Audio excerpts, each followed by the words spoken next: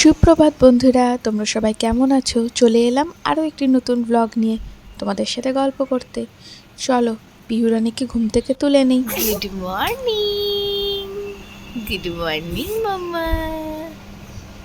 চলে এসো, তাহলে যাবো। বলে বাবা লে ডাইপারটা কি হয়ে গেছে। ওলে চা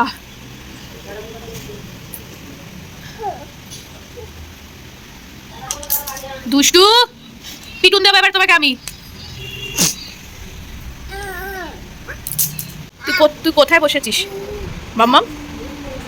তুই কোথায় উঠে বসেছিস? হ্যাঁ,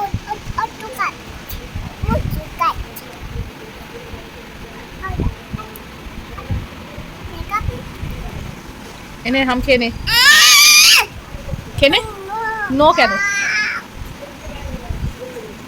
খেয়ে নে, হাম খেয়ে নে। এনে ই মা, প্রতিদিন কোথাও না কোথাও একটা তো লাগাতে হয় বল। এনে হাত মোচ, হাত মোচ। ও হাতের থেকে চেটে চেটে খাবি? এনে বড় একটা চামচ এনে খা। হাকার হাকার হাকার হাকার হাকার, বদমাইশ। এই দেখ মাম্মা, হাকার। তুই কোথায় বসেছিস আজকে? হ্যাঁ, এনে হাকার। চিকিরি নে, চিকিরি। কোকোমেলন চলে আসবে কিন্তু। চিকিরি নে। করবি না তো? হা করবি না তো? মা এই যা যা যা যা। মামা তুই খাওয়ার সময় এত দুষ্টু করিস কেন?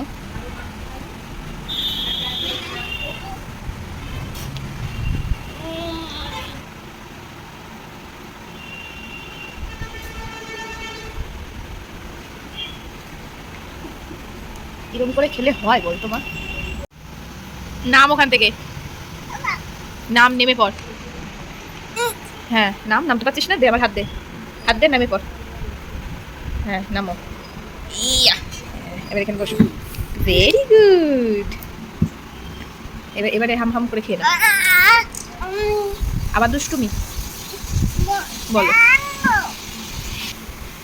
খেতে খেতে জল, খেতে খেতে বদমাইশি, খাওয়াটাই শুধু হয় না বল তোর?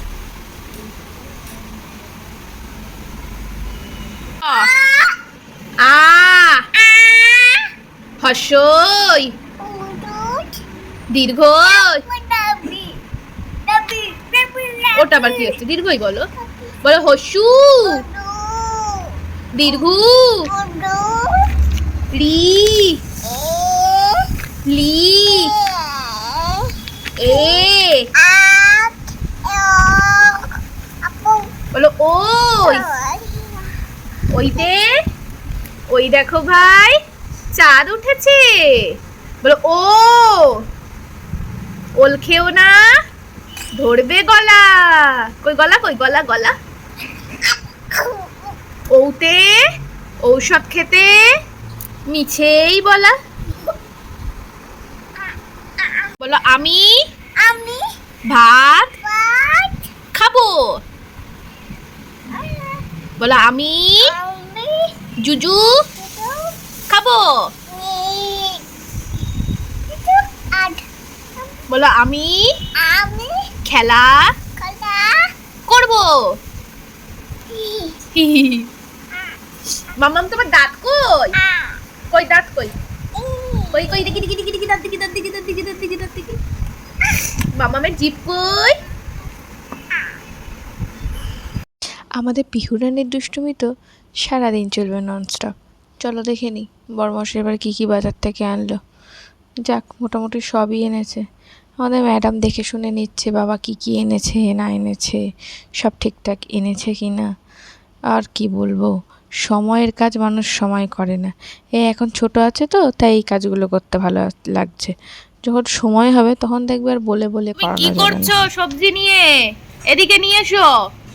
ওর মধ্যে রাখে না, এ দেখো এখানে রাখো। মাম্মা ফুলকপি নিয়ে কোথায় যাচ্ছিস তুই? ফুলকপি টুকি কোথায় রাখছিস তুই? এসব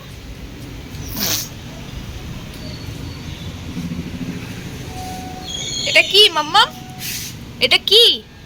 বলো বেগুন। হাত দেখি, তোমার হাত কি হচ্ছে? হাতটা দেখি দেখি দেখি। ও কি লেগেছে তোমার হাতে?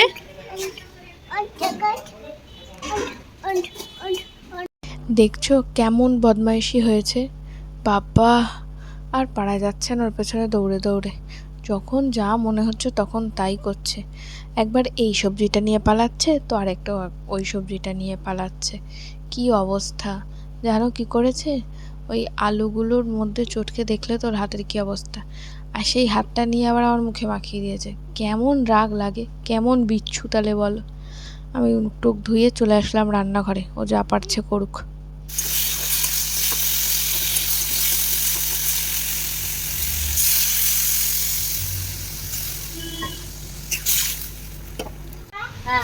তুই ছাতা নিয়ে বৃষ্টির মধ্যে কোথায় যাচ্ছিস মাম্মাম?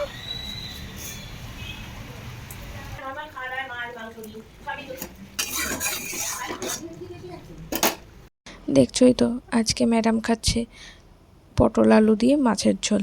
যাই হোক, আমি না তাড়াতাড়ি করে লেবুর রসটা করে নেব, আজকে প্রচুর কাজ। আর দেখতেই পাচ্ছ আমি কিন্তু ঘরে চলে এসেছি জোর কদমে ঘরদোর পরিষ্কার করতে। আরে ভাদ্র মাস না, কদিন পরেই তো রান্না পুজো।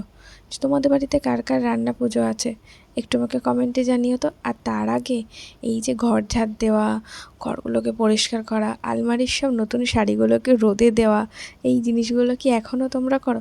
এখন না সেগুলো আর হয়ে ওঠে না। ছোটোবেলাতে কি সুন্দর মায়ের শাড়িগুলোকে নিয়ে ছাদে নিয়ে গিয়ে রোদে দেওয়া, আর তখন সেই 1 বছর পরে গিয়ে মানে মনে পড়া যে মার এই শাড়িগুলো আছে, মা আমি এই শাড়িটা পরবো পুজোর সময়। মানে এই যে একটা ব্যাপার, এইটা কি এখনও হয় বলো? আমার তো আর হয়ে ওঠে না।